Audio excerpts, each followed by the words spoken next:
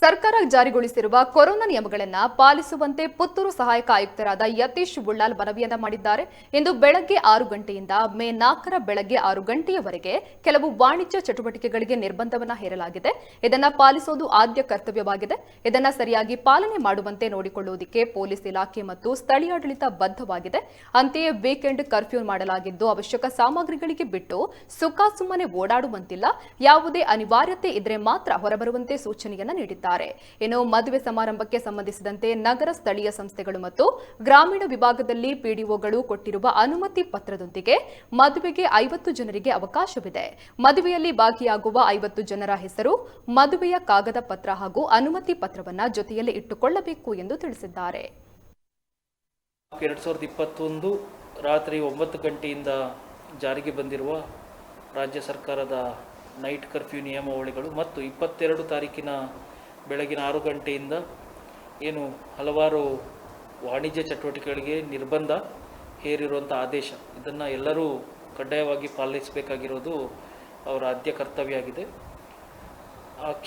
ಕೆಲವೊಂದು exempted activities ಬಿಟ್ಟು ಉಳಿದ ಎಲ್ಲ ಕಮರ್ಷಿಯಲ್ ಆ್ಯಕ್ಟಿವಿಟೀಸನ್ನು ರಾಜ್ಯ ಸರ್ಕಾರವು ಮೇ 4ರ ಬೆಳಗಿನ ಜಾವ 6 ಗಂಟೆವರೆಗೆ ನಿರ್ಬಂಧ ಮಾಡಿದೆ. ಇದನ್ನು ಇಂಪ್ಲಿಮೆಂಟ್ ಮಾಡಲಿಕ್ಕೆ ಪೊಲೀಸ್ ಇಲಾಖೆ ಮತ್ತು ಸ್ಥಳೀಯ ಆಡಳಿತಗಳು ಬದ್ಧವಾಗಿರಬೇಕು. ಎಲ್ಲ commercial activities other than exempted ಆ್ಯಕ್ಟಿವಿಟೀಸನ್ನು ನಿರ್ಬಂಧಿಸಲಾಗಿದೆ.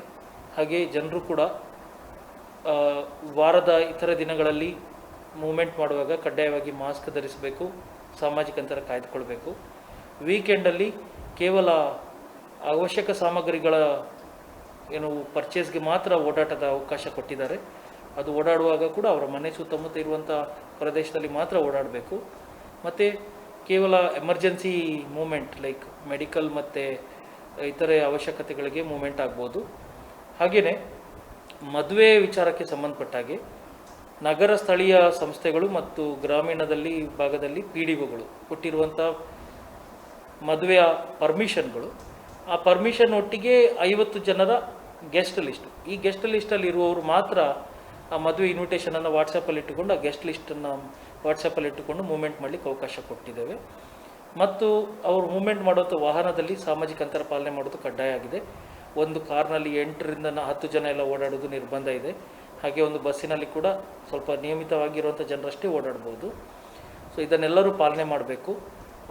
ರಾಜ್ಯ ಸರ್ಕಾರ ನಿಮ್ಮ ಆರೋಗ್ಯಕ್ಕೋಸ್ಕರ ಈ ನಿಯಮಾವಳಿಗಳನ್ನು ಜಾರಿಗೆ ತಂದಿದೆ. ಇದನ್ನು ಕಡ್ಡಾಯವಾಗಿ ಪಾಲನೆ ಮಾಡಿ. ನಾವು ಕೂಡ ನಮ್ಮ ಎಲ್ಲ ಸರ್ಕಾರಿ ಅಂಗಸಂಸ್ಥೆಗಳು ಏನೇನಿದೆ, ನಮ್ಮ ಇಲಾಖೆಗಳು, ನಾವೆಲ್ಲರೂ ಈ ನೈಟ್ ಕರ್ಫ್ಯೂ ಮತ್ತು ವೀಕೆಂಡ್ ಕರ್ಫ್ಯೂ ಜಾರಿ ಮಾಡಲಿಕ್ಕೆ ಕಟ್ಟುನಿಟ್ಟಿನ ಕ್ರಮಗಳನ್ನು ತಗೊಳ್ತಾ ಇದ್ದೇವೆ. ಜನರು ನಮ್ಮೊಂದಿಗೆ ಸಹಕರಿಸಬೇಕು. ಹಾಗೆಯೇ ಕೊರೋನಾದ 2ನೇ ಅಲೆಯನ್ನು ತಡೆಗಟ್ಟಲು ಎಲ್ಲರೂ ನಮ್ಮೊಂದಿಗೆ ಕೈ ಜೋಡಿಸಬೇಕು, ಲಸಿಕೆ ಪಡ್ಕೋಬೇಕು, ಸಾಮಾಜಿಕ ಅಂತರ ಮತ್ತು ಮಾಸ್ಕ್ ಧರಣೆ ಕಡ್ಡಾಯ. ಆಗಾಗ ನಿಮ್ಮ ಕೈಯನ್ನು ಸ್ಯಾನಿಟೈಸರಿಂದ ಅಥವಾ ಸಾಬೂನು ಮತ್ತು ನೀರಿನಿಂದ ಸ್ವಚ್ಛಗೊಳಿಸ್ತಾ ಇರಿ. ಎಲ್ಲ ನಿಮ್ಮ ಹಿರಿಯರಿಗೆ 45ಕ್ಕಿಂತ ಮೇಲ್ಪಟ್ಟವರಿಗೆ ವ್ಯಾಕ್ಸಿನೇಷನ್ ಕೊಡಿಸಲಿಕ್ಕೆ ನಮ್ಮೊಂದಿಗೆ ಕೈ ಜೋಡಿಸಿ.